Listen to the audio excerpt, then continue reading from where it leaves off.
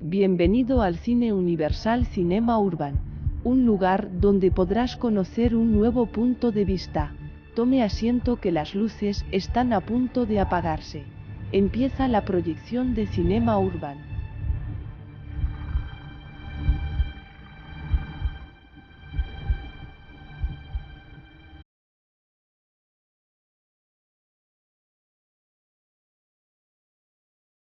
Muy buenas a todas y a todos y bienvenidos a un nuevo programa, una nueva colaboración para seguir ahondando en la investigación del caso Alcácer, y para ello qué mejor manera que contar con Manu Jiménez del Rincón del Disidente. Muy buenas, Manu.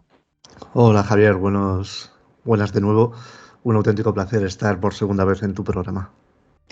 Y la verdad, Manu, que bueno, creo que el primer programa en muchos aspectos creo que hablamos de muchos temas, pero hay otros que obviamente no se puede abarcar. Incluso cuando hoy terminemos este segundo espacio, este segundo programa, quedarán también muchísimas cosas que decir, pero he creído seguir ahondando en este caso porque hay muchas cosas que me quedaron pendientes, muchas cosas que te quiero preguntar. Como buen investigador del caso y experto, aunque digas que no, pero para mí sí lo eres. Y quiero centrarme porque es verdad que el anterior programa nos centramos muchísimo en sobre todo la versión más oficial, con Ujú. algunos mentiras que nosotros pues desmentimos de esa versión oficial, y ahora me gustaría centrarme un poco más en la versión alternativa, en cómo ocurrieron los hechos desde las distintas versiones, porque la versión alternativa, como con todo, tiene varias versiones, pero la principal versión alternativa, digamos que la encabezaba, o uno de las personas que lo encabezaban en esa versión alternativa, aunque vino más tarde porque anteriormente ya había muchas sospechas, pero en teoría todo el mundo piensa en la figura de Juan Ignacio Blanco, al que hablaremos también detenidamente de él, de cómo hizo las cosas, de cosas que hizo bien y a lo mejor otras cosas que no hizo tan bien. Y por ello me gustaría, bueno, pues que Manu nos cuente, digamos, esa primera versión alternativa Ujú. de lo que ocurrió en el caso Alcácer. Pues vamos a ver, condensarla brevemente es complicado, ¿no? La versión alternativa no la origina Juan Ignacio Blanco, ¿no? O sea, yo creo que es que, claro, la línea es muy fina y se va entrecruzando entre lo que se define versión oficial con la versión alternativa. ¿Por qué? Porque desde el mismo momento que a las líneas se les entierra, a Fernando García, que digamos que es la persona que está desde el minuto uno y pues 30 años después sigue estando en el meollo del caso Alcácer, le empiezan a llegar informaciones desde distintas personas, ya sean miembros de las fuerzas de seguridad del Estado, ya sean vecinos de algunas poblaciones, ya sean investigadores que empiezan a acercarse a Alcácer para intentar saber qué ha sucedido realmente, de que no todo es como se ha contado en la versión oficial, no solo han sido Antonio Anglés y Miguel Ricard, o no han sido directamente Antonio Anglés y Miguel Ricard. Toda esa información para un hombre destrozado psicológicamente por la muerte de su hija, que además en aquel momento pues estaba trabajando en su fábrica de colchones, pues claro, no tenía los medios o no tenía las personas indicadas para poder empezar a tirar de los hilos y encontrar respuestas. Todo cambia cuando en el verano del 96 Juan Ignacio Blanco y Paco Emilio se cogen el coche de Juan Ignacio Blanco, se marchan hasta Alcácer, hablan con Fernando García y se ofrecen a ayudarle y de forma diaria y constante buscar las respuestas que, según cree Fernando García, no hay para el crimen que ha acabado con la vida de su hija y sus dos amigas. A partir de ahí, se empieza a hacer una especie de volver, de cuestionario, ¿no? O de interrogatorio a todas las personas que aparecen en el sumario, el cual los dos abogados que había tenido Fernando García, que habían sido Romero Villafranca, decano de los abogados de Valencia, y Vicente Atar, no le dejaban acceder directamente al sumario, no le dejaban ver lo que se estaba instruyendo. Pues bueno, hacen una estratagema o una operación en la que mientras Juan Ignacio Blanco está distrayendo a Vicente Atar, pues Paco Emilio y Fernando García roban el sumario, se van a una o sea, un fotocopista donde hacen pues copias de todas las hojas del sumario, y además luego cogen y van a un amigo fotógrafo de Fernando que realiza fotografías sobre las fotografías del sumario para tener toda la información. A partir de ahí, y leyendo el sumario, sobre todo Juan Ignacio Blanco, que digamos que era la persona por su profesión más capaz y más, digamos, preparada para entender lo que entrañaba, lo que ahí ponía en esas páginas, pues empieza a ver que hay ciertas lagunas o ciertas cosas que no cuadran o que son directamente sospechosas con la llamada versión oficial. ¿Hasta dónde se puede deducir de que del sumario pasa lo que luego acaba diciendo Juan Ignacio Blanco? Bueno, eso es por lo menos muy interpretable. Desde luego el sumario, si uno lo lee, se da cuenta que está muy mal redactado, muy mal instruido, y que da pie a interpretaciones de muchos de los aspectos que aparecen en él. Ahora, no tiene por qué ser que esa interpretación que hace principalmente Juan Ignacio Blanco sea lo que suceda, sino que caben también otras interpretaciones que pueden ser igualmente válidas o igualmente descartables. Todo esto sucede en una vorágine, año 96, ya casi finales del 96, comienzos del 97, donde se va a producir el juicio, en momento la única persona que está detenida, a Miguel Ricard. ¿Qué sucede? Que hay una serie de investigaciones, hay una serie de datos, hay una serie de informaciones, entre ellas, pues, por ejemplo, lo de el análisis de los pelos, que aparece un pelo cano en el cinturón de una de las niñas que no pertenece a ninguno de los sospechosos que el sumario señala, que hay otros tantos vellos que se analizan y dan 5, quizás 7 perfiles genéticos que ninguno es de Miguel Ricard. Eh, las propias declaraciones contradictorias de Miguel Ricard, la no aparición de Antonio Anglés, el hecho de que lleguen anónimos señalando de forma directa a ciertas personalidades de este país, que todo ello, además con la vorágine de un juicio en ciernes y con la expectación mediática que cada información que se aportaba, sobre todo en un programa de máxima audiencia como era Esta noche cruzamos el Mississippi, pues hace una bola cada vez más grande, más grande, más grande, que va cimentando la opinión, yo creo que prácticamente mayoritaria en la sociedad española, de que Alcácer no son Antonio Anglés y Miguel Ricard, sino aquí hay una trama muchísimo más importante. Esa sería posiblemente, Javier, la, la creación de la primera teoría alternativa y quizás la más famosa que ha trascendido hasta el día de hoy. Luego habría que sumarle pues ya los añadidos de las famosas películas Snuff, y digo en plural porque el propio Juan Ignacio Blanco en alguna de sus conferencias decía que no había una, sino que había creo que un total de 9, y bueno, pues algunas declaraciones y algunas postulaciones de esta persona en distintos medios donde, bueno, para intentar hacer no creíble la versión oficial, que ya de por sí yo creo que no es creíble per se, nos la han contado, pues fue añadiendo una serie de ingredientes que cada vez soliviantaron y aumentaron el tema de la teoría conspiranoica, perdón. La verdad que lo has explicado muy bien. La verdad que Gracias. era muy complicada la pregunta, sobre todo en el aspecto de síntesis, ¿no?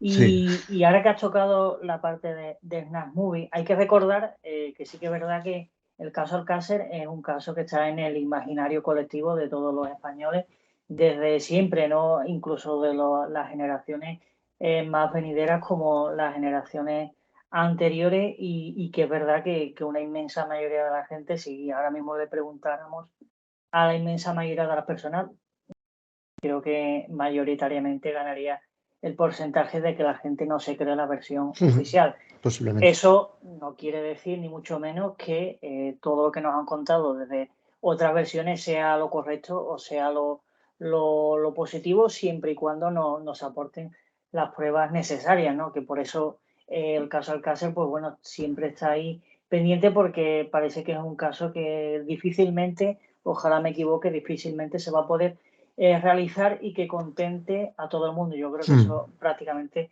es imposible. Pero quería destacar en referencia a las Snap Movie, porque sí que es verdad que has hablado del año 97, pero en el año 96 un director en ciernes, que bueno, que hoy todo el mundo sabe quién es, que es el director de cine Alejandro Amenábar, hacía su primera película, Tesis, Correcto. que casualmente hablaba de este tema y que muchas personas han atribuido como digamos que de alguna manera se inspiró en el caso Alcácer para realizar esta película. Bueno, una película en una universidad y bueno, pues se trata de, tampoco quiero destripar la película, pero me imagino que la inmensa mayoría habrá visto Tesis porque bueno, es una película bastante conocida y que yo creo que la inmensa mayoría sabe de qué trata, pero bueno, realmente trata de una estudiante de audiovisual que estudia imagen y sonido y que bueno, pues que en la facultad pues se topa con una de estas famosas cintas, que es una Snap Movie, donde se graba a una persona como es torturada y luego asesinada y a partir de ahí pues la película se desarrolla bastante interesante y también yo no sé si esto también sirvió para que muchos empezaran también a especular con este tema porque era un término que no se destilaba, no era nada conocido, pero que a raíz de tesis y luego cuando se habló de las cintas, que todo el mundo está obsesionado con esas cintas, yo sinceramente tampoco quiero entrar mucho en este tema porque pienso que no, que tales cintas nunca existieron y que todo era, no sé exactamente por qué, supongo que para protegerse o no sé de qué manera lo pudieron hacer porque realmente no hay pruebas clarividentes ni mucho menos de que existan este tipo de películas, ya hablamos a nivel mundial, que es posible que haya un sector de la población de la élite, que siempre hablamos de la élite, que se pueda dedicar a este tipo de cosas y que hagan estas cosas por posible, nadie dice que no, y viendo cómo está el mundo hoy en día y las barbaridades que se cometen, yo no lo descartaría, pero que es muy improbable que haya un tipo de red que se dediquen a estas cosas. Yo sinceramente no soy muy partidario de este tema, pero bueno, como hemos sacado el tema, pues ahí queda. Que es verdad que si te metes sobre todo en esa red oculta de Internet, porque Internet, y ya me estoy yendo del tema, pero bueno, es para explicar brevemente el tema de la Deep Web y demás, ¿no? Internet, digamos que como un iceberg tiene distintas capas y la capa superior, que es la que vemos del propio iceberg, apenas es un 10% del cuerpo del iceberg, ¿no? Digamos, del cuerpo entero del iceberg. Y en cambio, todo lo que está por debajo es el 90% de iceberg. Pues bueno, este es el ejemplo que muchos ciber personas de, bueno, hackers, ciberseguridad y demás, pues hablan de lo que es Internet, ¿no? Entonces, ese lado oculto de Internet que no lo vemos desde Google, sino que necesitamos otro tipo de navegador y otra serie de aplicaciones, pues desde ahí sí que es verdad que hay cosas que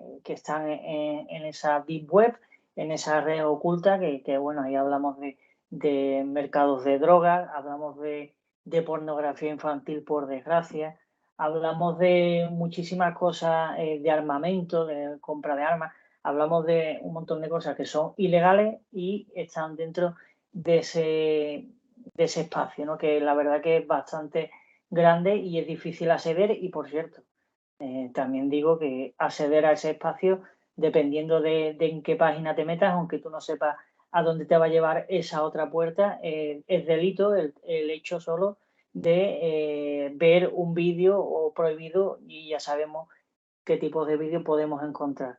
Como por ejemplo la pornografía infantil, que por desgracia asola pues bastante nuestros días en este tipo de internet oculto.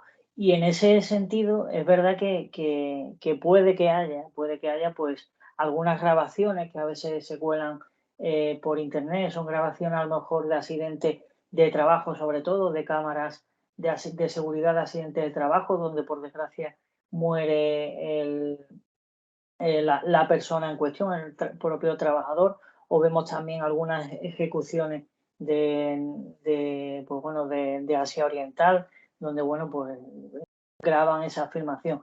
Pero de ahí a la red de que, bueno, pues de que haya un tipo de poder, que filmen a los socios que quieran entrar y que la manera que tengan de que no hablen nunca más de ello sea chantajearles con esa filmación para que haga determinadas cosas, y a partir de ahí pues ya esa persona que entra dentro de ese club ya no puede de alguna manera hablar, porque si habla él está ahí adentro. Yo lo veo sinceramente demasiado rebuscado, pero como con todo, Manu, tampoco soy quien para negarlo, porque tampoco tengo pruebas para ello. Y en ese sentido, bueno, solo quería contar esto que a mucha gente le apasiona, pero que es un lado oscuro que es mejor no cruzar. Y en ese caso, te pregunto, Manu, porque claro, una de las versiones, y que Juan Ignacio Blanco apoyaba, hablaba de hecho, ¿no? De personas de gran poder que tienen, pues ¿Correcto? bueno, una especie de, por decirlo, de logia, o llámenlo como quieran, que bueno, pues se dedican a este tipo de rituales, a capturar a niños y después hacerles las mayores barbaridades del mundo, y pues bueno, a filmar estas grabaciones, y servían también como espectáculo visual para el que le gustara de los miembros ver semejantes aberraciones, y también servía para como doble arma de filo para que tú no hablaras ni dijeras nada de lo que pasaba ahí, porque estaba grabado también haciendo estos actos. No sé qué opinas de esta versión, que bueno, que hay gente que cree en ella. Yo la veo poco plausible. Empezando, y no dudo de que las cintas SNAF, no hablando de Alcácer, las cintas SNAF existan. Yo creo que la depravación del ser humano no tiene límite y estoy seguro que alguien graba cómo se asesina a otras personas para su propio disfrute. Estoy prácticamente seguro. De hecho, creo que hay algún que otro vídeo que se ha podido demostrar que es, sobre todo grabados en el sureste asiático, que son imágenes reales.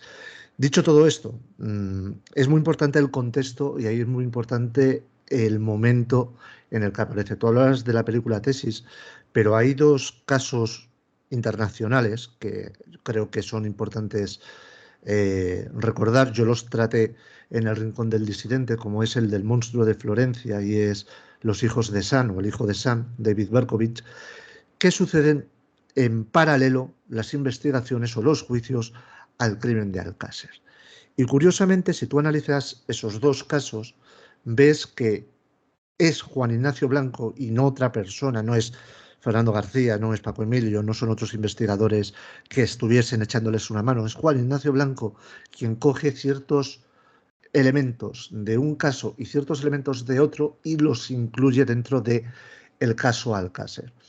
El propio David Berkowitz en aquel momento declara que los asesinatos que cometía el hijo o los hijos de Sam, porque nunca está claro si fue solo él o fueron también otros dos individuos, hijos se llamaba Shankar, que supuestamente formaban parte de una secta satánica en Nueva York. Él dice que esos asesinatos se grababan en vídeo para disfrute de un productor de cine. Qué curioso que aquí estamos hablando de que hay un productor de cine que en teoría vive en La Moraleja y que se graban esos asesinatos, los de las niñas de Alcácer, para eso. Y luego hay elementos de cosas ritualísticas que si alguien ve ¿cómo se llama? A Pacciani, que era el principal, De Florencia, ¿sí? sí, de Monstruo de Florencia, que luego también son interpolables, o sea, son eh, añadidos al crimen de Alcácer. Entonces, claro, eso, eh, repito, Juan Ignacio Blanco tendría sus cosas malas, pero hay que reconocerle que era un excelente narrador, un excelente periodista de sucesos y que tenía un aura y una forma de contar los crímenes Sí. que embelesaba y te los hacías creíbles. Suma todo eso y entonces quizás entiendas el porqué de lo del tema de las cintas o de la cinta SNAF. ¿Qué sucede? Yo si el propio Juan Ignacio Blanco hablase de una cinta SNAF y dijese que siempre sucede lo mismo en esa cinta SNAF, diría, bueno, lo puedo dejar ahí y me lo puedo creer o no. Pero claro, ¿cuál es el problema? Que en cada narrativa que hacía en una conferencia, en un programa de radio, en un programa de televisión, en otra tal, te iba cambiando lo que se veía en la cinta. Y entonces, como o no se acordaba de lo que había contado o quería añadir elementos, pero claro, eran contrarios a lo que había declarado en la versión anterior, su salida fue, no, no, es que no hay una cinta, hay casi una decena. Entonces, claro, es como, vamos a ver, nadie ha visto la cinta o las cintas de Alcácer, pero todas las tienes tú, todas, o sea, no una, las 10 o las 9 o las 7, que no recuerdo cuántas eran, las tienes tú y nadie más las ha visto. Joder, qué casualidad, tío, que las tienes tú todas las cintas. Entonces, yo creo que no, yo creo que fue un brindis al sol por el motivo que él considerase oportuno y le salió rana, porque ya esa credibilidad que estaba en entredicho a finales de los 90 se le acabó por caer, a excepción de sus acólitos, que oye, me parece fabuloso, pero vuelvo a decir, esos acólitos deberían ver, y te lo digo porque yo fui seguidor de Juan Ignacio Blanco, la cantidad de mentiras y de cosas que se han demostrado que no eran verdad, y a lo mejor si alguien te cuenta una o dos mentirijillas piadosas o por algo en concreto, tú dices, vale, pero cuando son tal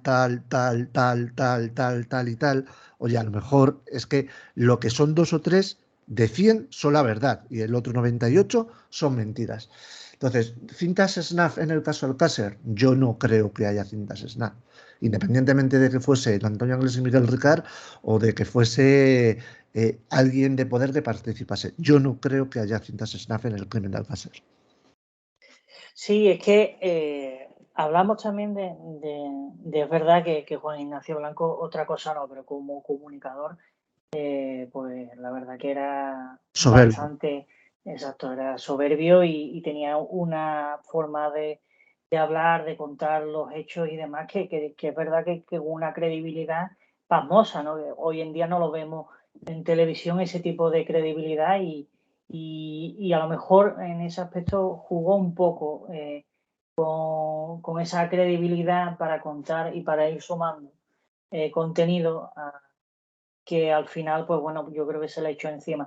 También es verdad que, bueno, por ejemplo, tampoco me gusta la versión que da Netflix de Juan Ignacio Blanco en la serie, porque tampoco, la serie de Netflix tampoco me termina de gustar, porque, bueno, pues también juega a su antojo, ¿no? Que al final, yo puedo entender que tú quieras desprestigiar o quieras desmentir algunos hechos, pero bueno, después inténtame darme la vuelta e inténtame apostarme o darme hechos que sean claros y evidentes para que el desprestigio o el desmentimiento que has hecho de según qué persona tenga validez. Pero si solo te dedicas a eso y después me dices, pues la verdad es esta, porque sí y punto, pues claro, ahí es cuando yo tampoco estoy de acuerdo con ese caso.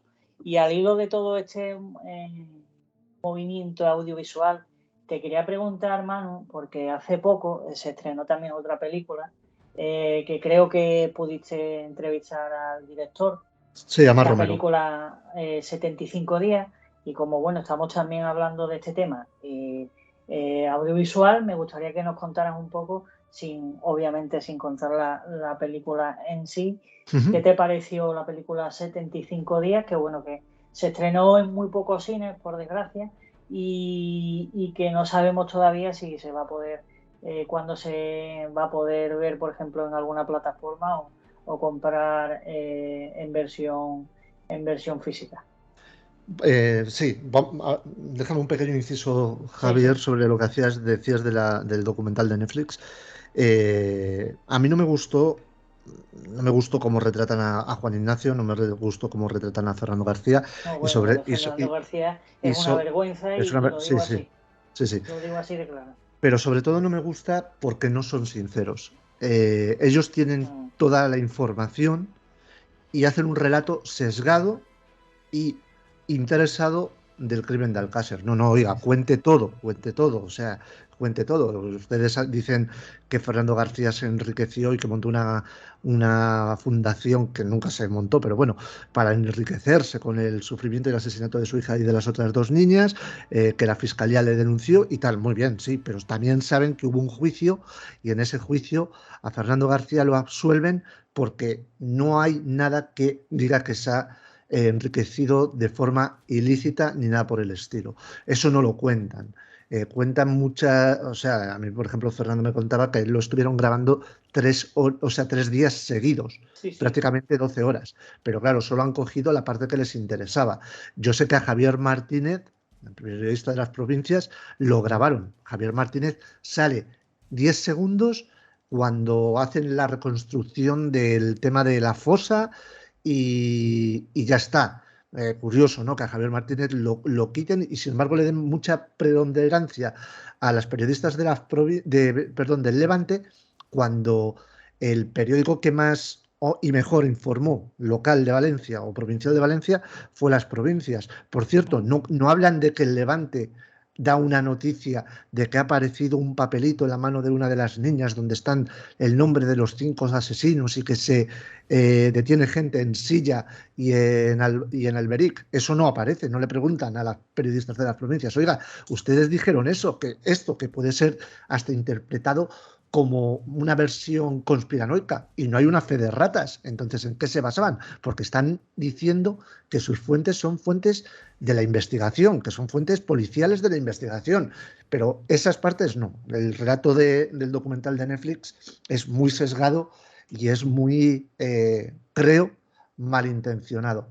Bueno, de Netflix, perdón, de Bambú Producciones. Otra cosa es que se emitiese primero en Netflix y luego en Apunt, en la televisión autonómica valenciana. Eh, yo desde luego no lo hubiese hecho así, siempre lo he dicho. Yo prefiero contar toda la información y luego que cada persona saque sus propias conclusiones. Y luego me pareció inmensamente feo, y aquí ya acabo con el documental de Bambú Producciones o el documental de Netflix, como lo conoce la mayoría de las personas, que le dijesen al director y el productor, sobre todo el productor del documental, Ramón Campos, que le afease a Iker Jiménez que llevase a Fernando García a su programa. Oiga, pero ¿y usted quién es? O sea, usted ha llegado, ha hecho un documental sobre Alcácer que lo ha querido vender como la versión final y verdadera del crimen y la inmensa mayoría de las personas han dicho que no creen que ese documental sea la conclusión del crimen de Alcácer.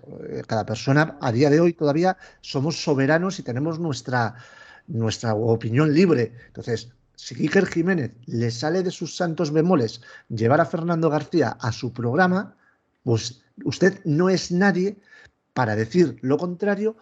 ¿Qué sucede? Que claro, Fernando García a día de hoy todavía sigue teniendo más credibilidad y empatía que la que ustedes puedan tener con su documental en Netflix. Dicho todo esto, que como dices tú, me voy del tema.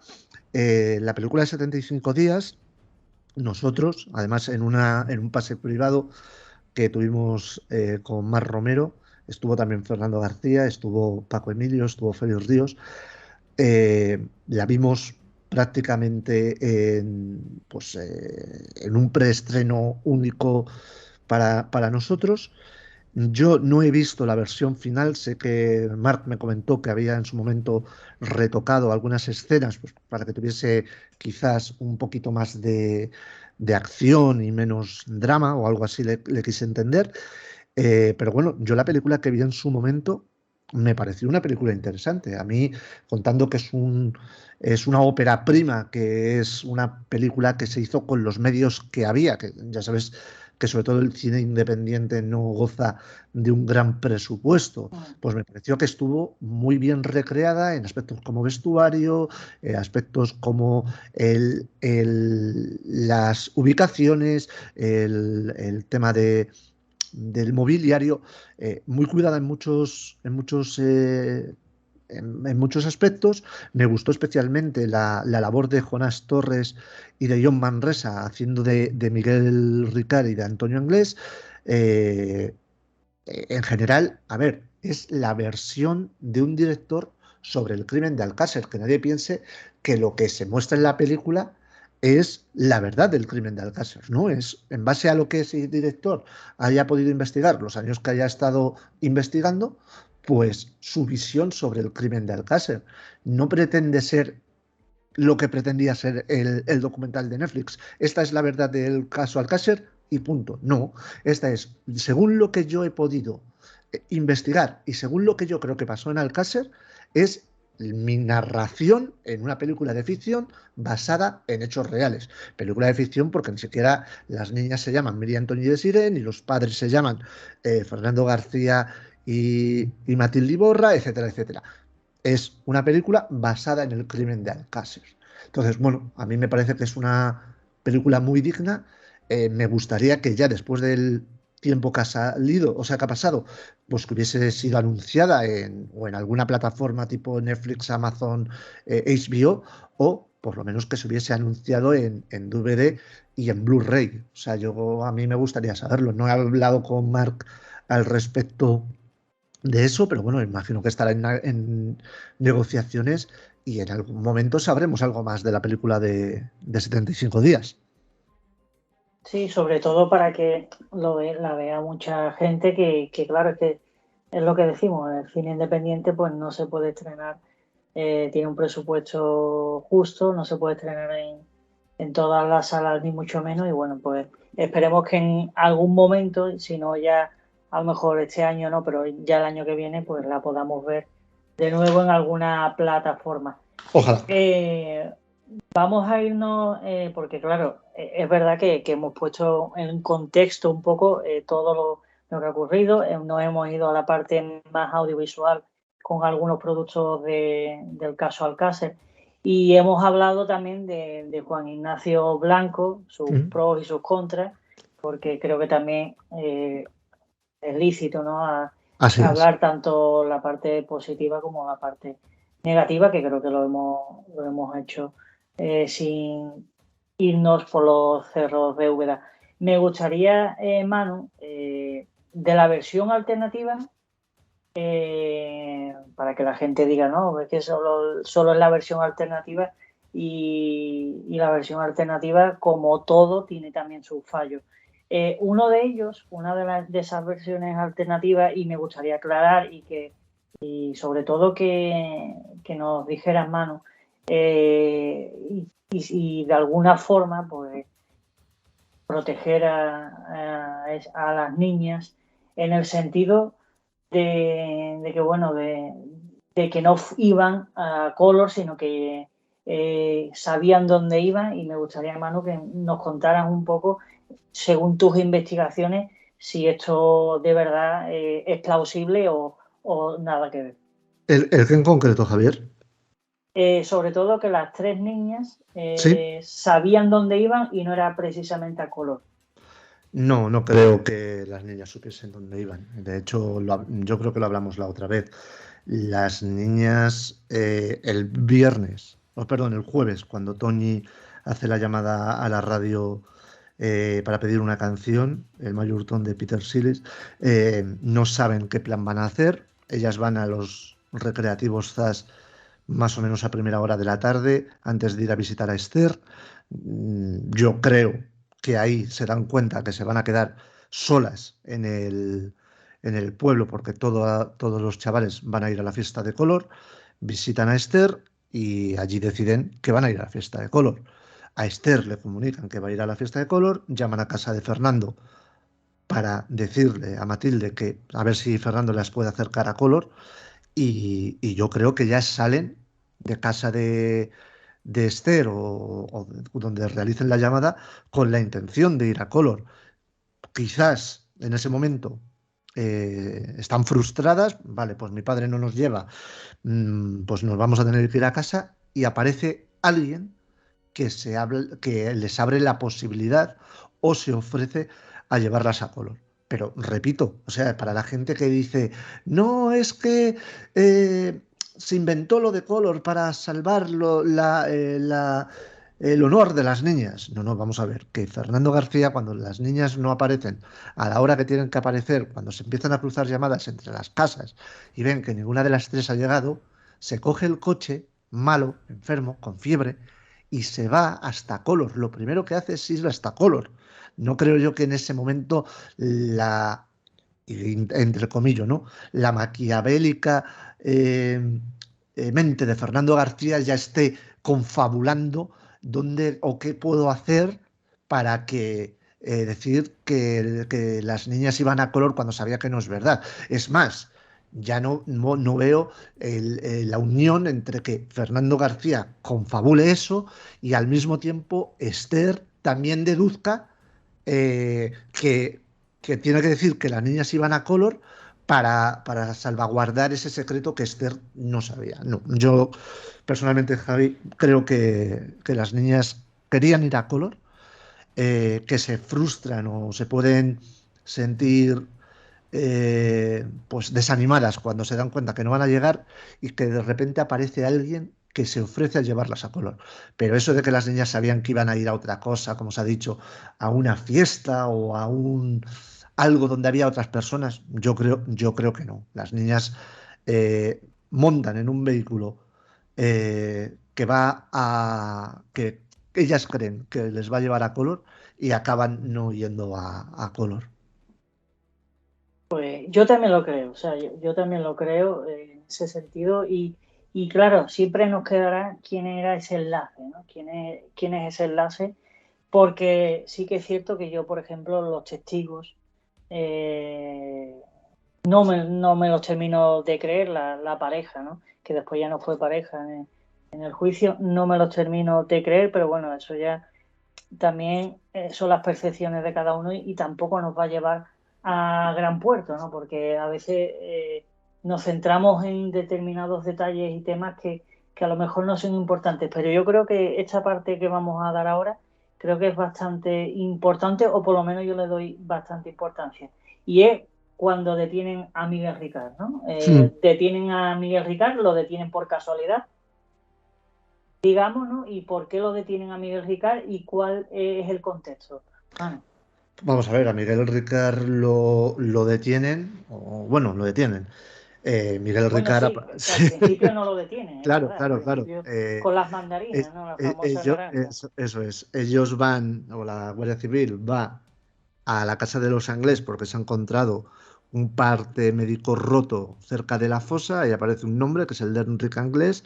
Van a la casa de los Anglés para intentar llevarse a Enrique Anglés y cuando allí suena la llamada que dejan que suene del contestador de hola Kelly, soy Rubén, dile al rubio, ¿no? Pues ven que a lo mejor hay otra serie de cosas que no pueden esclarecer en ese momento. Entonces directamente se llevan a todas las personas que están en la casa de los Anglés al cuartel de Patrais. Allí, durante los interrogatorios, Ricard acaba asumiendo que él está en el momento cuando las niñas son raptadas, torturadas, violadas y asesinadas. en un principio, él siempre echa la culpa a Antonio.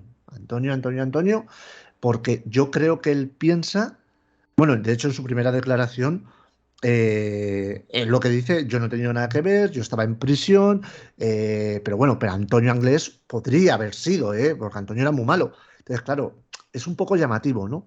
Sí. Desde el primer Ahí momento. quería Sí, que ahora explicara, después de esto, el tema de la prisión, porque me parece un detalle bastante importante y que nunca me ha quedado claro, la verdad.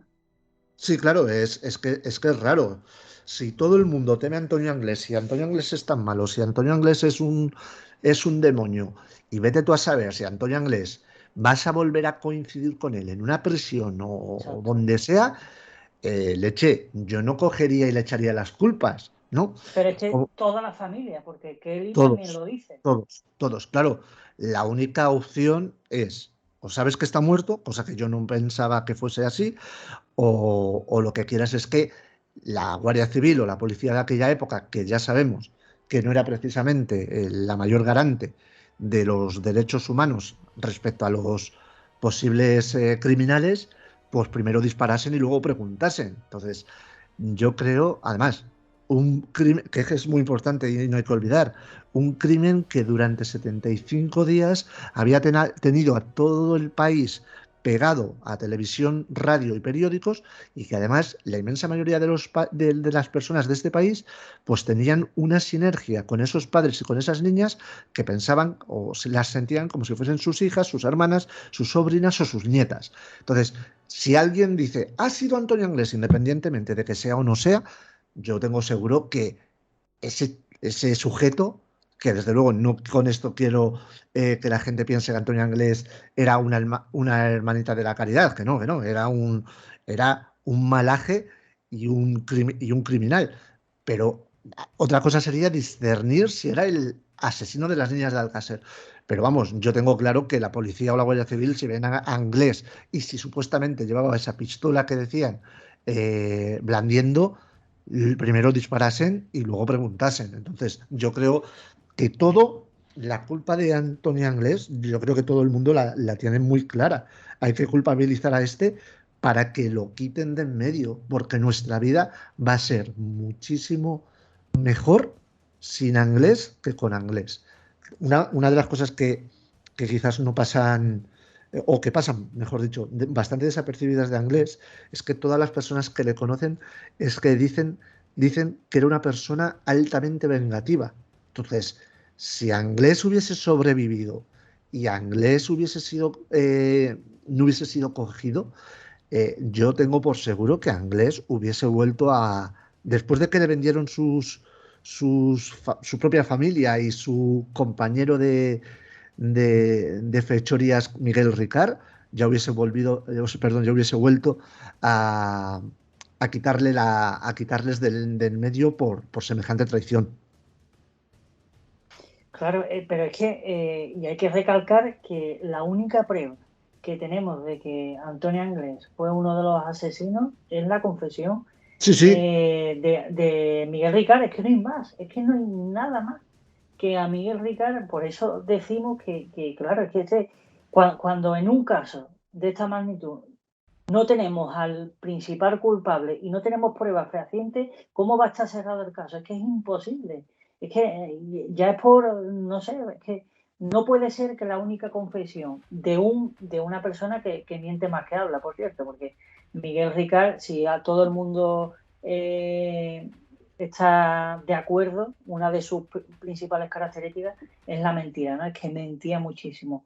Pero claro, la versión oficial siempre pasa lo mismo. Para lo que nos interesa, que es su confesión, que ahora hablaremos de la confesión porque también me parece muy sospechoso, sí. que muy poquito, creo que eran 4 horas antes de que lo pusieran A a disposición judicial. disposición judicial, 4 horas antes, que tampoco es tanto, casualmente confesara lo habido y lo que no está en los escritos y que supiera tanto el detalle que después hablaremos de si hubo o no torturas, porque él lo cuenta en el juicio, aunque claro, lo cuenta de una forma tan poco creíble que tampoco uno puede creerlo a pie juntilla, ¿no? Pero Así la es. cuestión es clara y evidente.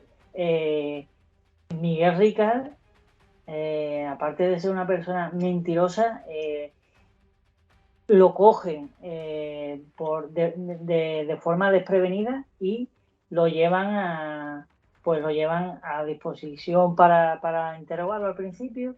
Después ven que hay cosas que no cuadran, pero una de ellas es la de que estaba en prisión. Me gustaría, porque al principio se da por hecho que está en prisión, pero luego van a la prisión y resulta que no, que se había equivocado uno de los funcionarios de allí al ver los Al dar la datos. información, sí. Bueno, Claro, esto también es sospechoso, mano.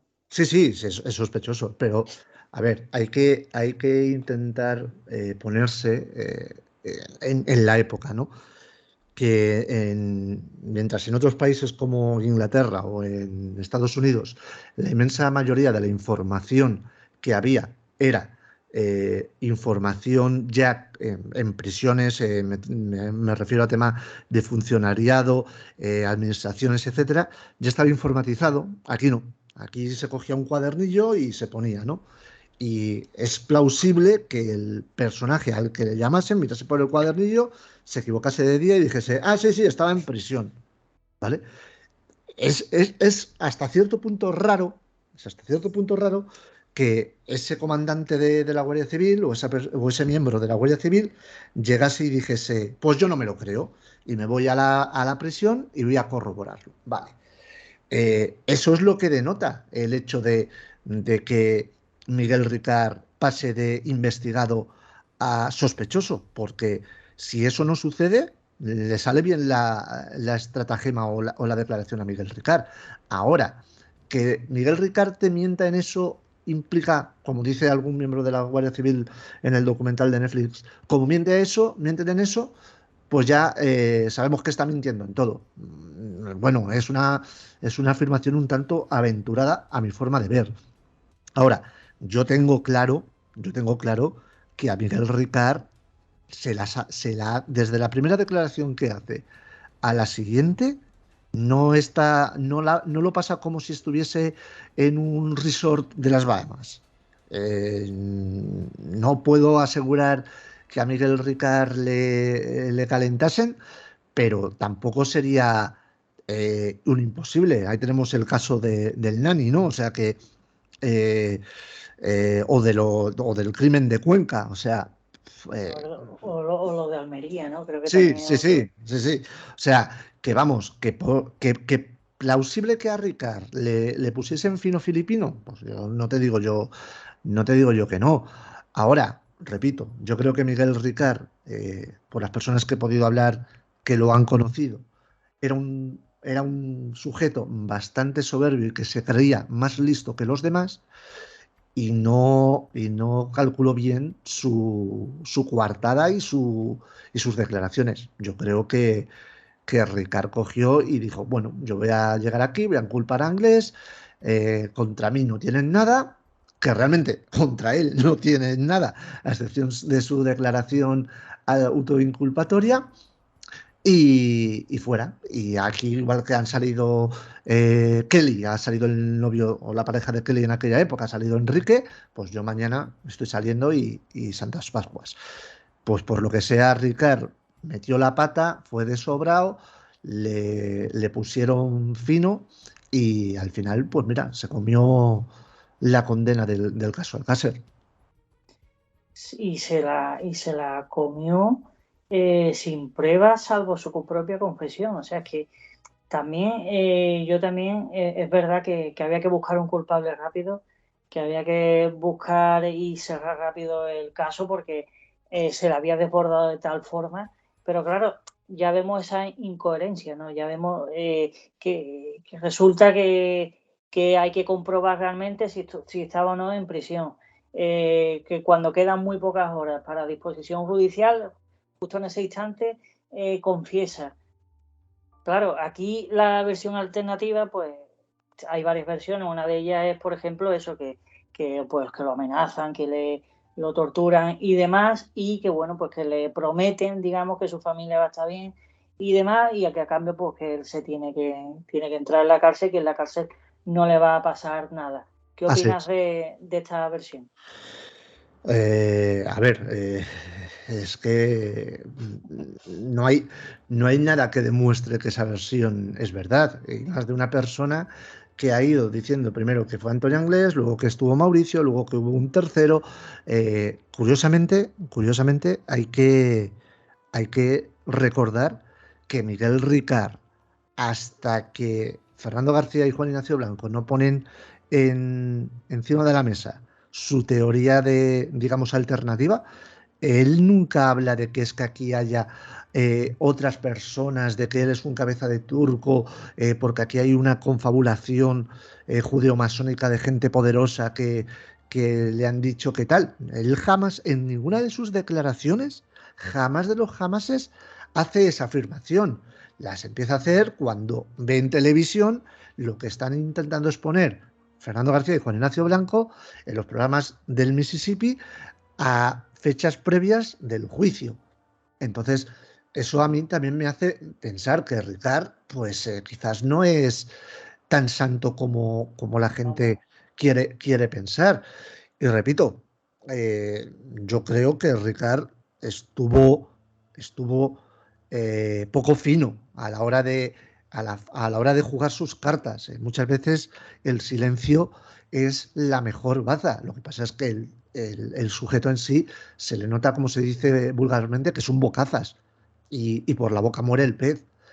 Pero bueno, también me es llamativo, y ahí sí es verdad, hay una cosa digamos, en favor de Ricard que me llama la atención, ¿no? Y es que un muy buen abogado, y yo creo que una persona muy sensata, siempre que le he oído hablar, como Vicente Quilis, que fue abogado de Ricard, sigue pensando que Ricard es inocente.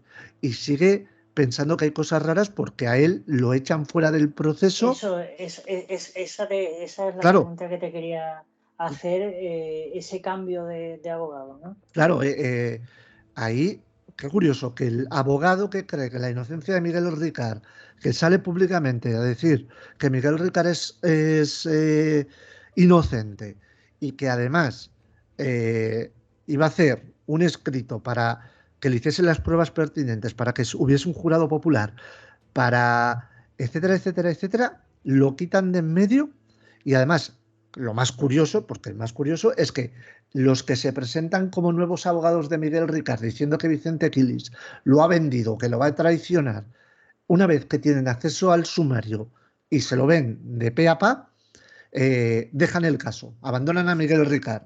Es como, joder, aquí parece, o sea, dice el refranero, ¿no? Que piensa mal y acertarás.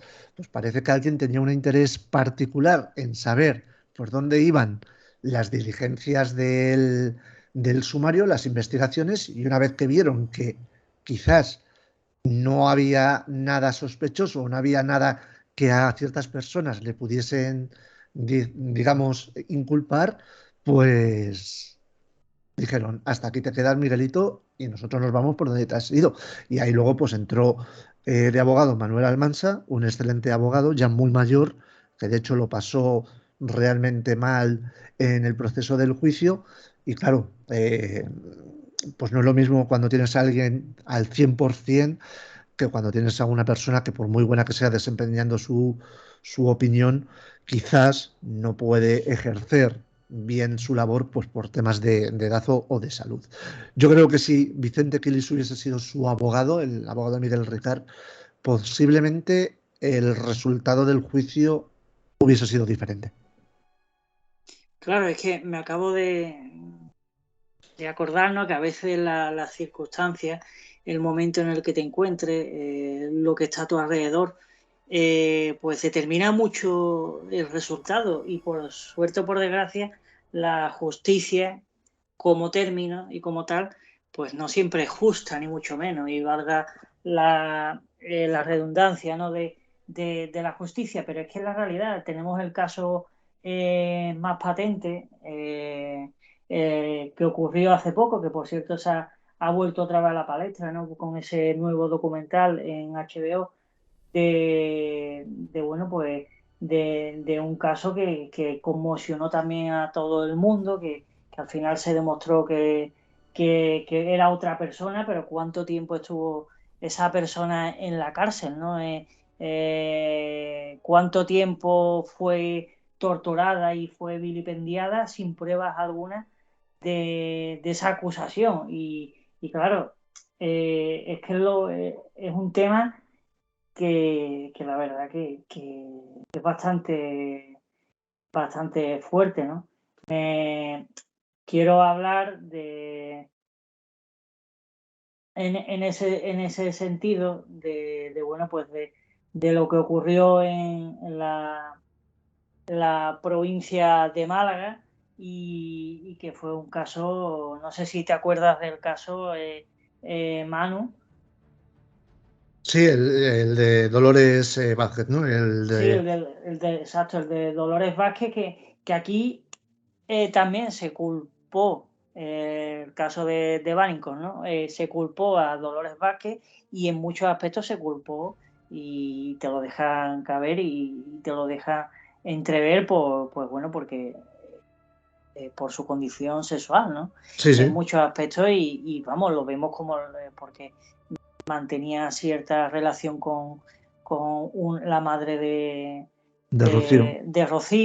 de Rocío Baninkoff, y que se separaron y que bueno, pues que era al Ujú. final una sospechosa y todo el mundo sin la opinión pública la tenía ya como culpable sin que hubiera ninguna prueba. Y claro, esa mujer estuvo en la cárcel, esa mujer fue juzgada, esa mujer se tuvo que ir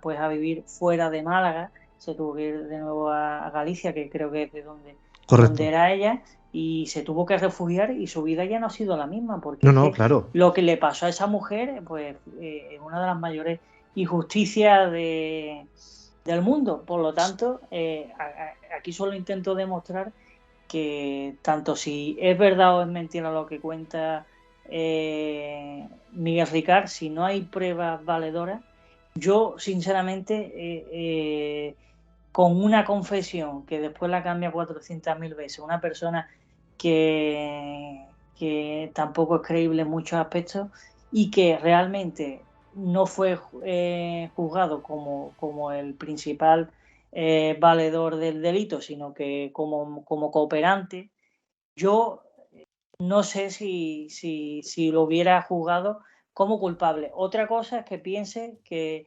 estuviera relacionado en el caso, porque yo soy de los que piensa que sí estuvo. Yo creo que estuvo ahí presente. ¿Cómo qué? Yo creo que tiene un grado de participación. ¿Cuál?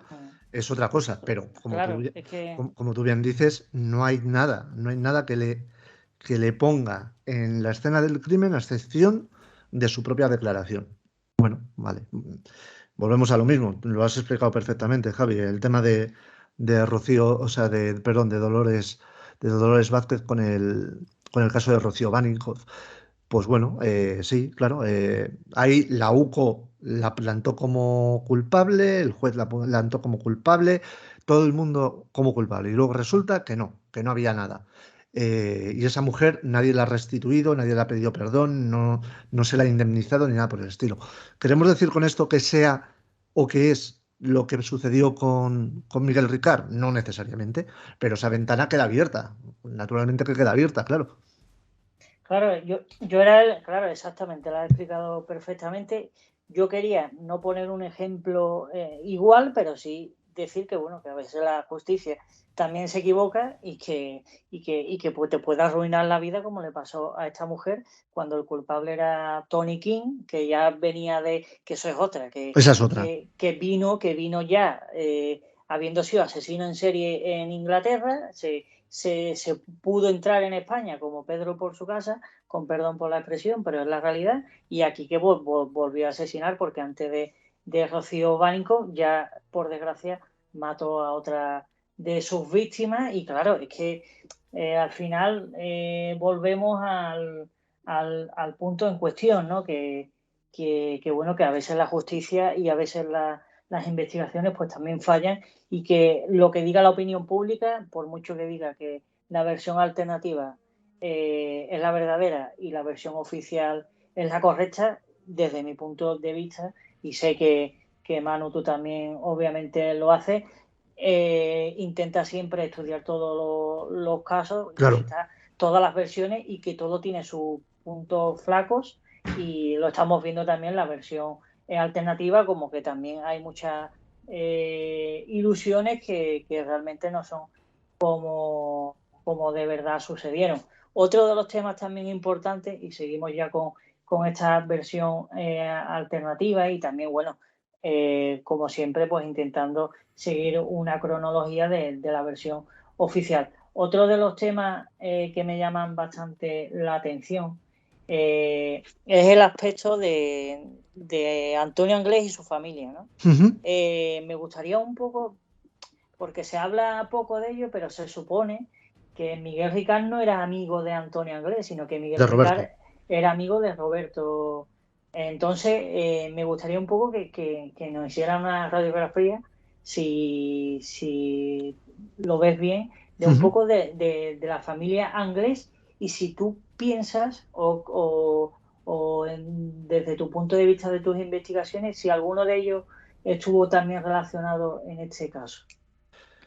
A ver, claro, eso sería aventurarse, ¿no? Pero sí, yo creo que algún hermano inglés tuvo el mismo, quizás el mismo grado de participación que pudiese tener Miguel Ricard. Pero claro, presuntamente, o sea, no se puede, claro, no se puede aseverar hasta que haya una prueba irrefutable que demostrase semejante cosa. La familia Anglés es una familia desestructurada, una familia marginal de Catarroja, que emigran desde Brasil hasta aquí. Un padre alcohólico, violento, de hecho murió pues, por sus vicios, y ahí se erige la figura de Antonio Anglés. Antonio Anglés se convierte, digamos, en el patria potestade de la familia Anglés. Alguien que era violento, que era una persona a la que temer, que agredía a hermanos y madre sin ningún problema, que de hecho a Roberto Anglés lo sube a la caseta de la Romana, lo ata en el palo y lo muele a palos prácticamente hasta que se desenganche de su adicción a la droga, que se sabe que abusaba sexualmente de sus dos hermanos pequeños, etcétera, etcétera. Era, pues bueno, era el capo y era el capo y el líder de la familia. Todos ellos siempre, a excepción de Neusa, que era matarife de pollos, han estado, bueno, quizás Kelly tampoco, pero han estado bordeando el mundo de las drogas, ya sea con trapicheos, tráfico, etcétera, etcétera. Y desde luego eran pues una familia que mejor no tenerla cerca. Hasta ahí puedo presuponer. Yo, personas de Catarroja que he podido entrevistar, que conocían de verdad a la familia Anglés, pues me dicen que eran más malos que la quina.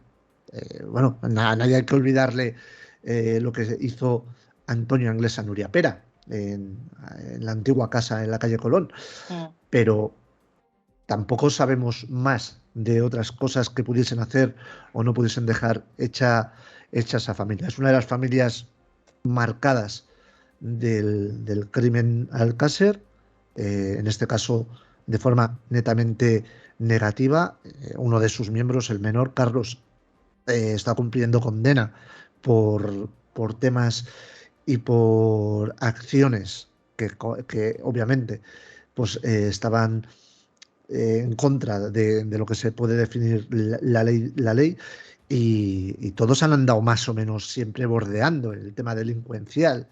Kelly parece que es una empresaria de éxito con el tema de las viviendas y demás, y el resto, pues bueno, sí, tienen sus negocios los que están vivos. Hay varios hermanos que nunca quisieron saber nada del mundo inglés, pero los mediáticos, los que conocemos, pues bueno, Roberto y Enrique fallecieron en este año, además con un mes justo de diferencia, y los otros, pues ahí está. Pero vamos, no sería la familia que yo me gustaría tener de vecinos puerta con puerta de casa. Sí, sin duda alguna, ¿no? Porque, bueno, todo viene, que claro, después, a mí tampoco me gusta, ni mucho menos, acusar a nadie, ni sospechar mal, pero es que, claro, estamos dando datos, que están ahí los datos, que son, es lo que tú comentas, ¿no? Las casualidades no existen. Y yo estoy totalmente de acuerdo. Pero todo viene, en la familia inglés viene por esos famosos papelitos que es totalmente imposible que hubieran permanecido ahí de esa forma más de 70 días, ¿no? En la fosa de las romanas. Y es que son papelitos en los que había, no estaba el nombre de Antonio Anglés, sino el de uno de sus hermanos, que es esta persona, ¿no? Que tenía esquizofrenia y que, bueno, que lo vimos también en una entrevista dantesca en Mississippi. Y claro, a partir de ahí es donde se busca a esta familia de Anglés, donde casualmente se encuentran con Miguel Ricard, donde Miguel Ricard pues habla más de la cuenta, o ya lo hemos comentado, todo lo que pudo ocurrir, y a partir de ahí es cuando se juzga y se detienen a esta persona, y esta fue uno de los participantes, el otro se fugó de una forma milagrosa porque siempre lo habíamos detenido con más de una treintena de detenciones y que casualmente pues ha sabido salirse con la suya y se ha convertido vamos, yo qué sé, en uno de los mejores forajidos de la historia, de buenas a primeras, Totalmente. y que ahora pues no se sabe dónde vive. En cambio, claro, si es normal, y es que es normal que ante esto que te cuentan, tú pienses, mira, a mí me están tomando el pelo, esto no puede ser así, es que, Yeah. pero yo por eso yo me pongo en la piel de Fernando García, de Juan Ignacio Blanco, de Paco Emilio, de todas las personas que empezaron a investigar de nuevo el caso a partir de que se produjeran todos los hechos y demás, de que al propio padre, a Fernando García, que es el que más movimiento estaba creando, lo quitan de España. Y es que, claro, es normal que ante Pero todos estos hechos. eso fue una casualidad. Estoy siendo sarcástico, ¿eh? Eso fue una casualidad. Claro, es que ante estas casualidades, es que, claro, no puede ser. Es que aquí hay algo que no cuadra. Con esto no quiero decir que las versiones oficiales que hemos ido comentando sean las correctas o sean las verdaderas, e incluso que puede que todo al final sea un conjunto de la unión entre partes de la versión oficial y partes de la versión alternativa, que yo creo que al final Yo me decanto por eso realmente, ¿eh? es lo más coherente. Pero claro, ante estos hechos anómalos que estamos viendo y que no sé, yo de verdad hay cosas que no me explico, pues es normal y que 30 años después sigamos hablando de este caso como pudieron ser otros, porque me gustaría después, antes de finalizar, tocar un poco algunos casos relacionados que ocurrieron anteriormente, como el caso Macastre, por ejemplo, si tú me lo permites y quieres, Sí, sí, por supuesto. Manu. Pero siguiendo con esta línea y esta correlación de cosas que se hicieron mal, cosas que no se hicieron bien y demás, otro de los temas que me llaman poderosamente la atención, valga la expresión acuñada por Juan Ignacio Blanco, que siempre la utilizaba.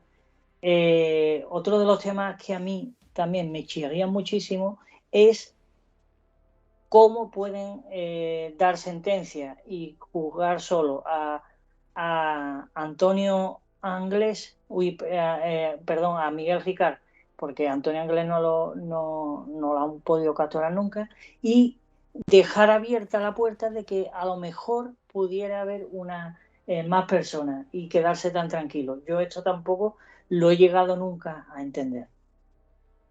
Es que Manu. tiene difícil entendimiento, ¿no?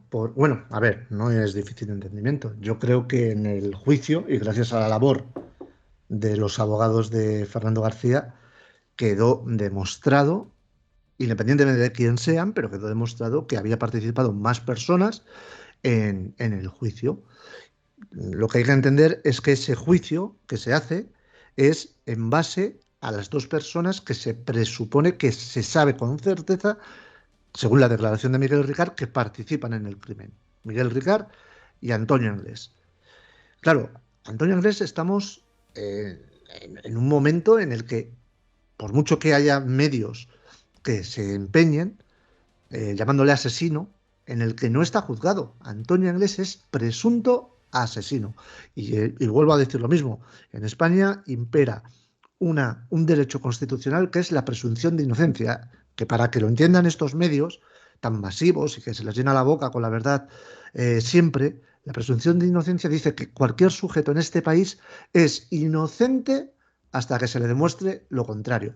Y hasta que se demuestre lo contrario y se pueda demostrar, Antonio Anglés es inocente. Entonces, cuando dicen el asesino de la niña de Alcácer, bueno, pues a mí me gustaría que Antonio Anglés, estoy un poco siendo sarcástico, estuviese vivo para llegar y que les presentase una demanda, ¿no? Y que dijesen, ¿yo asesino de qué? ¿Se ha podido demostrar? Pues de momento no. Entonces, en todo caso, presunto, ¿no? Pero ya sabemos que en este país nos gusta acusar rápidamente antes de tener certeza de los hechos. Y luego, que también es muy gracioso en este país respecto a la prensa internacional, es que aquí las fes de ratas cuesta más que levantar una piedra de 500 kilos, ¿eh? O sea, es increíble. Parece mentira que en un periodismo, en una profesión donde debería imperar el mea culpa y la veracidad de los datos, no se tome y no se ejecute la fe de ratas cuando hay una cagada. Aquí se le echa un velo y venga, y tiramos para adelante. No, oiga, no. No, oiga, no. Si usted ha dado una información incorrecta o una información maliciosa y se sabe que no es verdad, no pasa nada. A nadie se le debería caer los anillos por pedir perdón y decir, oiga, me equivoqué, ya está, no hay más. De hecho, yo sin ser periodista lo suelo hacer en mi programa, cuando meto la pata y cuando no hago las cosas de forma correcta y sé y soy consciente de que la he pifiado, soy de los primeros que no se me caen los anillos por pedir perdón. Dicho todo esto, claro, hay abierta porque hay pruebas, ahí sí hay pruebas, ¿no? Que parecen demostrar la participación de otras personas. Entonces, claro, en un sumario que ya está cerrado porque ha hecho su cometido, que es juzgar a Miguel Ricard y condenarlo, pues se abre un sumario, una pieza separada, el famoso sumario B, donde aparecen, pues eso, la posibilidad de otras u otras personas. Yo lo quiero dejar ahí al aire. Cada persona es una deducción que saco yo, pero que bueno, que creo que habría que reflexionar al respecto. El sumario B, como decimos, está abierto para otras u otras personas, vale, pero únicamente se busca Antonio Anglés. Si de verdad, según los hechos probados de la sentencia que condena a Miguel Ricard, hay otra u otras personas, estamos aceptando que otras personas que no sabemos quiénes son participaron en el secuestro, tortura, violación y asesinato de Tony, Miriam y Desiree, o en alguno de esas cosas que yo acabo de exponer. Y no se les está buscando, no se les está intentando juzgar, solo Antonio Anglés. Es decir, incluso para los oficialistas de PRO o para las partes que están personadas en ese sumario que solo buscan a Antonio Anglés, hay que recordarle que hay otras personas que la propia sentencia dice que existen, aunque no sepamos quiénes son. Y esas personas, por no buscarlas el día de mañana, van a quedar sin pena, van a poder pasearse por las calles de Picassent o de Alcácer libremente, habiendo sido asesinos, violadores y torturadores. Entonces, es decir, oiga, que a lo mejor nos hemos obcecado con Antonio Anglés porque lo dijo Miguel Ricard, pero biológicamente no hay ninguna prueba de que este sujeto participase, pero hay una serie de personas de las cuales sí sabemos que hay pruebas que participaron, pero no sabemos quiénes son, pero la propia sentencia nos está diciendo, oiga, que aquí hay otro u otros que participaron. Y a esos no los estamos buscando. Pues yo creo que las partes personadas en el sumario B deberían hacérselo mirar, porque quizás ellos van a ser, no es culpables, pero sí partícipes de que esas personas que la sentencia recoge que participaron en el crimen de Alcácer nunca sean juzgadas y se vayan de rositas por algo tan atroz como la muerte de 3 criaturas inocentes. Es que yo ante que me ha parecido brillante tu discurso, Muchas gracias, Manu. Javi. Sinceramente es que tampoco tengo mucho más que decir, porque es que es verdad, es que es la realidad. Pero claro, te pones a pensar y dices, vale, se detuvieron a esta persona es una de las culpables, se deja la puerta abierta, aunque siempre ha estado más que cerrada, pero la opinión pública te la llevas a un sector. Claro, normal que la gente piense que no hay justicia, pero es que es la realidad, es que, y ya me voy a mojar, y bueno, estamos en un espacio en el que al final pues uno termina mojándose porque es la opinión de lo que opina cada uno, siempre y cuando se respete un poco todo lo que vaya a comentar y lo haga con respeto. Yo pienso que una persona, cuanto más dinero tengas, más facilidades tendrás de, si haces algún delito, de poder salir de la cárcel. ¿Por qué? Porque tendrás mejores abogados, mejor defensa, y siempre hay, por la Constitución española, por las leyes que tenemos, siempre hay pues cómo bordearlas, cómo ir de un punto a otro, cómo este artículo tal, por no hablar de otros sobres. Y hasta aquí puedo leer, me imagino que lo habrán interpretado, pero claro, una persona con mucho dinero solo tiene que ver cuánto gana un juez y cuánto gana demás personas al año. Y a partir de ahí suma de ceros a la imaginación y vemos casos como, por ejemplo, el que fue hace poco, no sé si te acuerdas, Manu, pero fue un deportista de élite que tenía Pistorius, creo recordar, que era un Sí, deportista de élite australiano, el que no tenía piernas, ¿no? el que no tenía piernas, que bueno, pues que casualmente una noche se despertó y pensaba que era un intruso y resulta que era su mujer y se la cargó. Y está libre hoy en día. Sí, bueno, Claro, es que la justicia, cuando nos quieren vender que la justicia es igual para todos, no claro. es verdad, no es verdad. ¿Cómo te comes tú eso? ¿Cómo te comes tú que tuvo una epifanía, tuvo no sé qué? Porque claro, es verdad que los abogados tienen que hacer su trabajo y hasta el que sea abogado del propio diablo tiene que ejercer su trabajo porque su cometido es que la persona a la que defiende tenga la mejor defensa, y si no lo puede sacar de la cárcel, que sea la condena más corta posible, ¿no? De las posibilidades. Pero casos como estos hay infinidad que no salen en televisión porque no sé tampoco por qué el periodismo de sucesos también es un periodismo obsoleto que tuvo su época importante anteriormente, incluso hasta la época de la propia dictadura, donde, por ejemplo, Juan Rada, que era el director del caso durante muchísimos años, hoy en día sigue diciendo que la libertad que tenían, incluso hasta la propia dictadura, era mucho más la libertad que tenían para escribir y para según qué temas, que hoy en día, que es verdad que estamos llegando a un tema de censura impresionante en muchos aspectos. Pero Javi, ahí es que fíjate, ahí, y le doy toda la razón a Rada, es el aborrecimiento de las personas, ¿no? Si te lo llaman censura, la gente salta rápido, ¿no? Pero si te lo llaman veracidad de la información, la gente dice, oh, qué bonito, qué bonito. No, no, oiga. Me disculpen tus oyentes. La basura es basura, lo llames como lo llames. Me da igual que lo llames basura que desechos bioorgánicos. Es basura.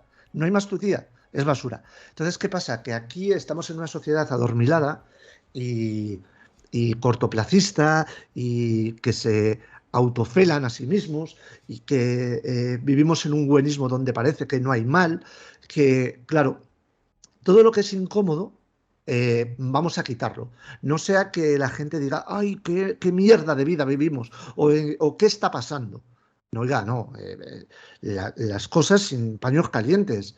Si una persona es mala, es mala. Si una persona es un sinvergüenza. Y si una persona es, perdón, magnífica, es magnífica. Pero aquí parece que no, que tenemos que estar todos hechos por el mismo rasero y ser tratados todos por igual. No, oiga, no, hay gente sobresaliente y hay gente que es miserable. ¿Por qué un miserable tiene que ser tratado como un sobresaliente y un sobresaliente como un miserable? Lo único que van a hacer es que la gente que se esfuerza, la gente que lucha, la gente que quiere mejorar su vida personal y su vida social y en la sociedad en general, digan, ¿para qué? Si a este desgraciado que conmigo, que no hace nada, que además es un parásito, le dan las mismas oportunidades y de hecho le benefician incluso más que a mí, ¿qué estoy haciendo en esta vida? Entonces, yo creo que sí, que vivimos en una censura encubierta en muchos temas. Por suerte, parece, y yo lo veo a raíz de mi programa, que el mundo de los sucesos, en gran parte, porque vivimos en un mundo globalizado y viene una fuerte tendencia y una fuerte, digamos, ola desde países anglosajones, especialmente Estados Unidos, pues vuelve a tener un revival, vuelve a tener un auge y los canales de True Crime pues se vuelven a escuchar, pues también porque yo creo que hay un hastío general de que hay gente que ya ha dicho ya hasta aquí, yo ya no puedo seguir tragando, hablando mal y pronto, puedo seguir tragando mierda porque ya me rebosa por la boca, entonces hasta aquí, se acabó. Y yo creo que eso al final eh, todo tiene un momento que sobrepasa, ¿no? Y con lo de la pandemia, los abusos que ha habido gubernamentales, el tema de las vacunas que eran seguras y ahora resulta que no son tan seguras, ni que estaban testadas, ni etcétera, etcétera. Ciertos temas sociales que es como te los tienes que tragar porque sí, no, oiga, me los tragaré si veo que son beneficiosos para la sociedad, no por imposición. Pues yo creo que al final hay o empieza a haber un hartazgo social que dicen no, ya no trago y eso se repercute pues es eso en cada vez más interés de gente que está abriendo los ojos y que está diciendo yo no soy un borrego más, yo quiero ser alguien con mi propia mentalidad y mi propia disidencia. Pues totalmente de acuerdo. Hablábamos de la censura y solo un inciso y de la democracia esta parte, aunque la gente no se lo crea, ha habido varios libros censurados en este país después de la democracia a partir del 75 y digamos el 78 que empieza esa, entre comillas, transición, por decirlo de alguna manera. Yo me reservo mi opinión, pero la cuestión es la siguiente. Uno de los libros que han censurado, de los pocos libros que han censurado, por suerte, porque es verdad que no hay muchos libros que censuraron en la época de la democracia, es verdad que en la dictadura sí hubo muchísimo, pero claro, es lo más lógico, ¿no? Censurar libros que no sean afines a tu propio régimen, pero el de la democracia a esta parte, estos años que llevamos, uno de los libros censurados fue el de Juan Ignacio Blanco, Así es. que bueno, que ahí queda, ¿no? Digamos para que vean la magnitud tan grande que tiene el caso Alcácer y que sigue teniendo después de tantos años, porque y ahora nos vamos a otro de los temas candentes que yo tampoco me lo creo, sinceramente. Es otra de las cosas que yo no me creo, si es una broma macabra o es que los que lo han hecho pues nos ven como marionetas, que también puede ser, y bueno, pues nos dan migajas o están jugando un juego de sobremesa con nosotros y bueno, a partir de ahí ellos se divierten y es esa falange que se encontró en el 2019, que tampoco llego a entender que alguien por casualidad llegara allí y lo encontrara y en esto sí que es verdad que no lo tengo claro esta fuente, así que me gustaría, Manu, que también me comentara, y es que la primera persona que llama a este hombre es a Fernando García.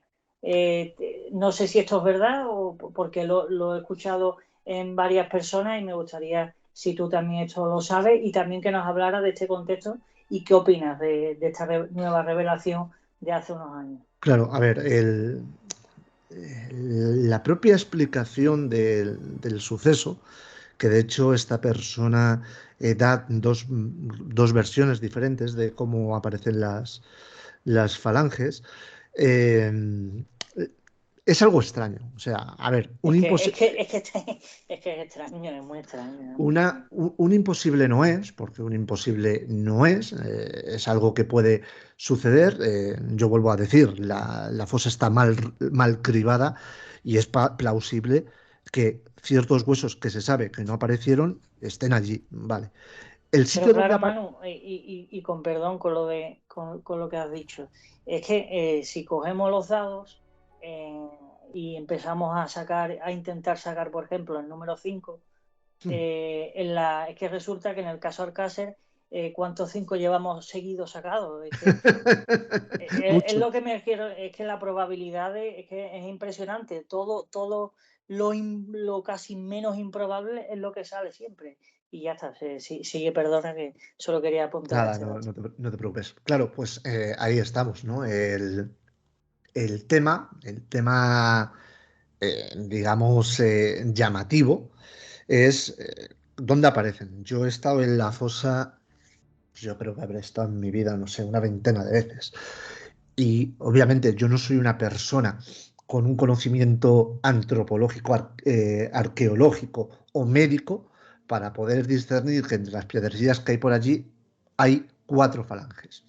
Entiendo que esta persona no era estudiante de medicina ni era preparado ni nada por el estilo como para poder verlo. Ya me llamó la atención en su momento cuando el profesor Echeverría encontró el molar, pero bueno, porque además la fosa, lo que es la fosa, es como una especie de hondanada y está, digamos, perimetrada por una verja y esto aparece fuera de la verja, que todavía dices, bueno, dentro de la fosa quizás, pero fuera de la verja me llama la atención. Esta persona se encuentra aquello. Repito, hay dos relatos, según uno que recoge la prensa escrita y luego otro que da en el programa Cuarto Milenio. Y sí, hasta donde yo sé, la primera persona a la que llama es a Fernando García. Según cuenta Fernando, hay otras fuentes que dice que primero llama a la Guardia Civil y que de hecho la Guardia Civil no le cree y demás. A mí me llama la atención porque cuando hicieron el lector de huesos en el programa de la televisión vasca, se ve que Echeverría llama por teléfono y sube un patrol de la Guardia Civil a recoger, como hay que recoger esas muestras. eh, eh, o sea, se hace, digamos, una diligencia y una acción bien hecha. En este caso, lo que nos cuentan es que esta persona lo encuentra, lo envuelve en el papel albal del sándwich y se lo baja al cuartel. Y luego, casualidades de la vida, da la casualidad de que es de Miriam, de la hija de Fernando. Pues no sé, a mí lo que dices tú, pues una vez tiramos más el dado y nos vuelve a salir el número 5. ¿Posible? Sí, claro, sí, por posible puede ser hasta que a la niña las asesinasen los extraterrestres. Pero una cosa es que sea. Que también lo he llegado a leer, ¿eh? También Sí, lo he sí, llegado a sí, leer. sí. O sea, bueno, teorías, Sí, teorías porque es que locas. una de las teorías más locas que he llegado a ver y que tiene muchos adeptos, y esto se refiere sobre todo a los desaparecidos, que luego algunos se encuentran y otros no. Y hablaban de eso, de que los extraterrestres pues se dedicaban a capturar personas y bueno, algunas las dejaba libres y otras se las llevaba. Y esto también, yo también, claro, es que al final llegamos a una locura eh, tan grande y a una histeria colectiva tan enorme que uno ya no sabe qué pensar, entonces tiene que poner los pies en el suelo y bueno, centrarse y ver los pros y los contras y estamos viendo que tanto una versión como la otra pues tiene sus fallos y en esas estamos. Y perdona, sigue, Manu, que te había interrumpido. No, sí, poco más que añadir, Javi. O sea, se sabe lo que se sabe, esas falanges son analizadas. De hecho, según el informe que a mí Fernando me lo enseñó, pone que con el 99,8% de las posibilidades pertenecen a Miriam García Iborra, por lo cual son de Miriam García Iborra. Claro, ahí está la cuestión. Si esas falanges las ha puesto alguien ahí, ha sido un porqué. O van con un mensaje, o es por algo. Y hasta ahora nadie ha podido discernir cuál ha sido la motivación, por lo cual, bueno, parece que lo más lógico o lo que te dice la lógica es que esas falanges estaban ahí y se quedaron ahí porque no estaban bien cribada la fosa. Pero no deja de ser llamativo, muy llamativo cómo aparece, cómo suceden los hechos y bueno, pues poco más, o sea, un poco más puedo añadir al respecto. Claro, y al final, pues uno llega a la conclusión de que, claro, si tienes dinero, si tienes mucho dinero y estás por encima de la ley, porque estás por encima de la ley, y lo hemos podido ver en infinidad de casos, algunos que no han salido. Yo, por ejemplo, recuerdo uno de los casos que cubrí, no voy a dar datos ni nada porque estuvo durante un tiempo con el secreto de sumario y demás, pero recuerdo que me tocó un día, estando en periodismo, una de las asignaturas que teníamos que era sobre derecho, pero bueno, dentro de derecho periodístico. Entonces, pues me tocó un día pues presenciar, estar en los juzgados, en este caso que fue de Sevilla, y me acuerdo que era también la época de Marta del Castillo, pero ese día me tocó un juicio que a mí me dejó anonadado, y ahí perdí un poco la fe en la justicia, y resulta que era un hombre pues que bueno que mató a su propia mujer, ¿no? Y la cuestión es que la prueba que había era la de alguien que estaba grabando con el móvil, digamos, desde su casa, y veía enfrente, creo recordar más o menos, porque estamos hablando de hace muchos años, pero más o menos era así. Entonces vio como enfrente escuchaba unos chillidos y, bueno, como tenía el móvil, pues lo primero que pensó es en grabar. Y cuando le dio a grabar, vio como el hombre pues golpeaba a la mujer muy fuertemente con un objeto, pero desde el vídeo, estamos hablando del 2009, 2010, las cámaras pues de los móviles pues eran, no son como las de ahora, obviamente no tenían tanta mejor resolución. El caso es que después de eso pues llamaron a la policía tal y cual, y salió el caso. Pues bueno, pues esa prueba no era válida porque los abogados defensores habían habían visto que era una, ¿cómo lo llamaron? Sí, que era digamos que era una flagrante alusión a su propia intimidad, y que por lo tanto, como era algo privado y era su propia casa, esa prueba no valía. Y esa prueba sí que es verdad que ahí solo se veía, que yo no la vi, pero es lo que daban a entender, se veía como él lo golpeaba, y casualmente a los pocos instantes, cuando ya la policía y todo el mundo fue, ella había muerto. Entonces él alegaba que fue un forcejeo simplemente, y que fortuitamente la chica perdió el equilibrio, se dio contra el pico de una de las mesas del salón, y cayó fulminada y murió. Y uno de los hechos y una de las pruebas que el fiscal pues daba alusiones de que esto no era así, y es que el golpeo fue tan grande que le provocó un shock tan fuerte, que eso fue lo que le provocó que perdiera el conocimiento, se desmayara y muriera. Por lo tanto, el caso fue que, como era un hombre empresario importante,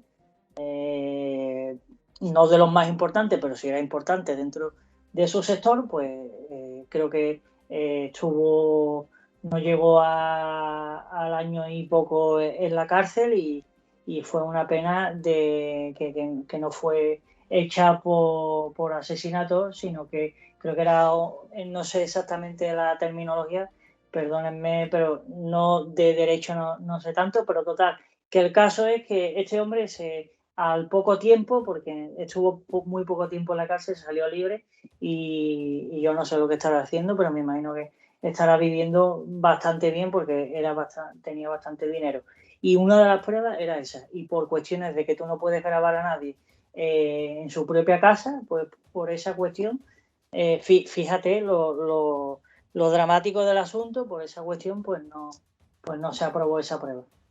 Sí, bueno, es que lo hemos hablado varias veces. Echa la ley, echa la trampa, ¿no? Entonces, bueno, y con un buen abogado y dinero, pues Yo prácticamente. sé que ahora creo que hubiera ocurrido otra cosa porque creo que cambiaron en ese sentido, sobre todo en aspectos de prevalecer una cosa por encima de otra cuando por ejemplo, los periodistas tenemos la opción de no revelar la fuente incluso hasta en un propio juicio. Esto aquí en España, por ejemplo, en países como Estados Unidos, esto no te ampara. O sea que si sabes que quién mató a tal persona y no lo cuentas porque por tu fuente o lo que sea, en Estados Unidos vas a la cárcel Sí, sí, también. claro, claro, claro. Que eso aquí en España, yo no sé si lo cambiarán algún día, espero que sí, porque no todo puede valer, porque es que al final llegamos aquí a un sinsentido que no tiene, que no va a ningún lado, ¿no? Y al final, pero claro, son casos que no interesan nunca que salgan en la prensa. ¿Por qué? Porque volvemos a lo mismo, la prensa, como con todo, al final no deja de ser un negocio Sí, claro. que tiene su publicidad. Porque nunca nadie habla mal del Corte Inglés o de Coca-Cola o de cientos de empresas? ¿Por qué? Porque básicamente financian la propia empresa y tú no te vas a tirar piedras de tu propio tejado. Y claro, esto es un ejemplo muy banal, pero imagínate pues que en vez del Corte Inglés sea esta persona de tal partido, o sea esta otra de tal no sé qué, o sea tal persona que tienes intereses por otro lado, o es que si hablo de este tema resulta que me puede acarrear que termine echando. Es que claro, es complicado porque tú dices, vale, soy periodista, trabajo para este medio. Si yo trabajo para este medio que va por una línea editorial y yo me llega una información que desmonta esa línea editorial y desmonta a ese partido al que se supone me está financiando a mí, si yo esto lo saco a la luz, me voy yo a la calle, pero es que a lo mejor puedo echar a un montón de periodistas que trabajan conmigo por culpa de esta información. Y claro, ¿qué es lo lícito? Pues lo lícito es ser justo, pero claro, es que el periodismo no puede ser tampoco justo. Al final no deja de ser un negocio y muchos periodistas pues prefieren pues seguir callados, no contar según qué cosa y seguir viviendo con su familia y teniendo ese trabajo. Otra cosa es que tú lo veas bien o lo veas mal. Por eso los casos salen, cuando salen diversos casos, salen muy pocos a la palestra, porque imagínate porque yo no sé del caso Alcácer a este aparte cuántos casos habrá habido igual o que se haya hecho peor que el de Alcácer, que me imagino que habrán sido Posiblemente muchos, muchos, posiblemente muchos. muchos. Pues imagínate que cada 6 meses aparezca un caso como el de Alcácer. Pues estaríamos locos, nos volveríamos locos, ¿no? O saldríamos con antorchas a la calle y diríamos, ¿qué pasa aquí? ¿Qué está ocurriendo? En cambio, eso no pasa. ¿Por qué? Porque también hay una puerta restringida donde solo sale lo que puede salir y quiere dejar salir. Que es verdad que con Internet están habiendo podcasts, están habiendo programas, un montón de información, un montón de contenido que no todo pueden controlarlo y que por ahí estamos pudiendo, pues, de alguna forma, pues, hablar un poco más libremente, pero el quien piense que el periodista es libre hoy en día y más en el negocio en el que está ahora mismo montado de noticia inmediata, de todo, si al final casi todo al final termina siendo un copia y pega de la propia agencia que es la que te envía la noticia, porque si tú encima esa noticia la interpretas de alguna forma, pues ya no estás contando lo que quiere que cuentes, porque al final es eso, lo que quieres que cuenten. Y cuando decimos lo que quieres que cuenten, ¿quién quiere que cuenten tal cosa? ¿Quién quiere que haya tal discurso? ¿Quién quiere que la sociedad vaya por un lado y no por otro? A mí me hace gracia porque a veces sale la Navidad y hay 200 anuncios sobre la Navidad, sobre las compras, que yo lo puedo entender porque estamos en una sociedad consumista. Pero para sentirse bien, según qué noticias y según qué empresas audiovisuales, pues te ponen al final del todo pues la enfermedad, una de las enfermedades que ahora mismo estamos teniendo en esta sociedad, que es la de la compra compulsiva. Y es algo que hay personas que esto es una enfermedad, que compulsivamente tienen que comprar todos los días algo, porque es su droga. Y si no compran algo, pues entran en un síndrome como si fuera un drogadicto pues de malestar, de problemas de todo tipo, y son personas que incluso hasta terminan robando porque necesitan comprar. Y es un dato que no sale tanto a la luz, pero que está ahí. Que es otro tema, la ludopatía también, otro tema que está subiendo muchísimo. Pero ¿qué ocurre? Que como interesa que siga habiendo apuestas, porque ha llevado a que muchas empresas deportivas, en radio, televisión, prensa y todo tipo de portales de internet, a ganar tanto dinero, que claro, ¿cómo freno yo las apuestas, ¿no? Cuando hay menores ya que están también con problemas de adicción a los juegos de apuestas, personas menores que en teoría no deberían de apostar y apuestan, ¿no? Y claro, ¿cómo solucionas tú este problema? Pues sinceramente no es muy muy complicado, porque al final volveríamos, vale, somos justos, pero ¿hasta qué medida soy capaz de ser justo y perder mi empleo y que mi familia pues deje de comer, y mi familia nos quite la casa? Es que es complicado. A veces yo puedo entender que mucha gente, qué periodista más horrible, o qué periodista más ventajista, o que es mal presentador. Sí, a lo mejor puede que tenga razón, pero hay que estar en las circunstancias de esa persona, de por qué lo hace y por qué no lo hace. Otra cosa es lo que tú has dicho, que hayan malos de maldad periodistas, como malos de maldad médicos, como malos de maldad enfermeros, como malos de maldad policías, políticos, etcétera. Ahí ya no se puede controlar la formación y la manera en la que vemos las cosas. Pero que todo, al final, todo tiene su lado bueno y negativo, y al final nadie es tan bueno al 100%, ni nadie es tan malo tampoco al 100% en todos los sentidos, y que las circunstancias a veces te pueden cambiar la vida, ¿no? Lo hemos comentado antes con Dolores Vázquez, ¿no? Que como una persona que no había hecho nada y de buenas a primeras se convirtió en la asesina número 1 de España, ¿no? Y que encima, años después, sigue sin que nadie le haya pedido una sola disculpa, que fue juzgada, que fue juzgada sin pruebas alguna, y fue juzgada y estuvo en prisión y lo pasaría lo peor de este mundo, y que se sigue estando en su casa refugiada porque no es capaz de salir, pues, todos los problemas que puede acarrear eso, ¿no? Y se la vilipendió por todos lados, y la opinión pública fue horrible con ella, lo hemos visto en el documental, ¿no? Y ahí te muestra que ni siquiera la propia sociedad ni tiene la verdad, ni es justa, ni no deja de ser justa. Y ya te dejo, si quieres comentar algo, que me he ido de nuevo por los cerros de Úbeda, porque al final no sé qué tiene el caso Alcácer que a mí me enciende. No, está todo perfecto comentado, Javi, sin más. Y bueno, ya para terminar, Manu, me gustaría, pues eso, como hemos dicho al principio, qué relación puede haber entre otros casos como el del caso Alcácer, y que ahora es verdad que vuelve otra vez a salir a la luz el caso Macastre, que fue anteriormente, y que tiene algunas similitudes con el caso Alcácer, hermano. Sí, bueno, Macastre tiene las similitudes de que son también tres menores que aparecen asesinados, que curiosamente el pie de una de ellas aparece en la calle Alcácer de Valencia. La fecha en la que aparece también parece que es la misma fecha que luego coincide con Alcácer. eh, o sea, es Macastre, pero hay tantos. O sea, es que en el propio Macastre, en los últimos 30 años, creo que han aparecido como una decena de cuerpos, que se sabe que son adolescentes, pero han aparecido por allí muertos. El año pasado aparecieron 3 cadáveres de adolescentes, 2 chicas y un chico en Picassent, y curiosamente se descubrió que llevaban muertas o muertos aproximadamente unos 30 años, o sea, el año 92.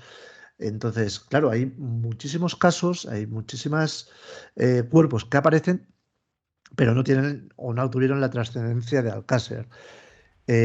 ¿Por qué? Pues ahí está la pregunta. Yo siempre he pensado que Alcácer es algo más por la labor que hizo Fernando García. Eso a mí no hay nadie que me lo quite, ni creo que me lo pueda quitar nadie o hacerme cambiar de opinión. Que en la zona del Levante sucede que hay gente que mata a niños y niñas.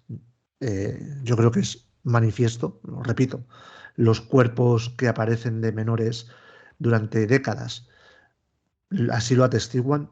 Otra cosa es el por qué no hay ni la repercusión mediática ni nadie en las administraciones, que quizás aquí Fiscalía, Fuerzas de Seguridad del Estado y los políticos deberían hacer algo más que mm, pasar de lado y no darle la importancia que tenga. Solo parece que cuando un caso adquiere el cariz de mediático, pues realmente importa. Yo creo que eso es un grave error.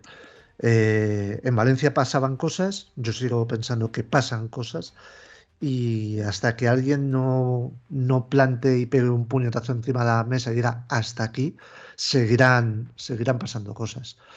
Si hubiese una buena investigación y si hubiese un buen interés, no de una repercusión mediática, sino de acabar con ese problema, yo creo que se podría hilar con relativa facilidad Alcácer, Macastre y otros tantos crímenes que han sucedido y que suceden. Ahora, como todo en la vida, pues sí, es determinante la predisposición a hacerlo. Y parece ser que no la tienen. Claro, es que es lo que hablamos, ¿no? De cuando el ser humano y esa oscuridad, ¿no? De desaparecido. Ahora, por ejemplo, hace poco leía un artículo de que ahora con esto de la invasión de Rusia a Ucrania, y se hablaba de que una de las cosas peores que se estaba realizando es que al no haber control de población, muchos menores estaban desapareciendo en las fronteras. Y claro, ¿quién te dice a ti que no se trate de personas que aprovechen esta situación y se dediquen a la trata de blancas, que por desgracia también existe, y las hay de raptar a niños o a niñas y a mujeres, y bueno, y para luego después prostituirlas, o vete tú a saber qué conclusiones deberían de alguna manera pues tener, ¿no? Pues está ocurriendo. Y está ocurriendo en plena Europa, está ocurriendo en Ucrania, en plena guerra, que parecía que era impensable que volviéramos a vivir una guerra en estos últimos años en territorio europeo, y es la realidad. Y por suerte o por desgracia, y eso nadie nos lo va a quitar, si algo no sale a la luz es porque hay intereses ocultos, y intereses que a veces pues tampoco se puede hablar porque ya uno se mete en un lío, pero bueno, dentro de lo que cabe, es bastante peliagudo el tema, por tema desaparecido. Ya lo hablamos en el anterior programa, que desaparecen muchísimas personas que después nunca más se sabe lo que ocurre. Y claro, si tú controlas la ley, controlas la política, controlas la seguridad y eres capaz de controlar también a los medios de comunicación, puedes hacer cualquier cosa. Lo que te dé la gana. Puedes hacer cualquier cosa que no te va a pasar nada. Y a la vista está y ya terminamos con el programa de hoy, con el caso Alcácer. ¿quién es el verdadero culpable del caso Alcácer? Pues es toda una incógnita, porque no se sabe, no hay pruebas fehacientes que demuestren, y quien lo sepa, que venga y que me lo diga, porque así nos quitaría un quebradero de cabeza, que a veces, pues bueno, hay personas desinteresadamente, pues nos gusta contar los sucesos y dentro de lo que cabe, pues intentar mejorar de alguna forma la sociedad. Y Así es. en ese sentido, ¿qué pruebas hay contra Antonio Anglés? Más allá de lo que habla La alguien, declaración de Miguel Ricard.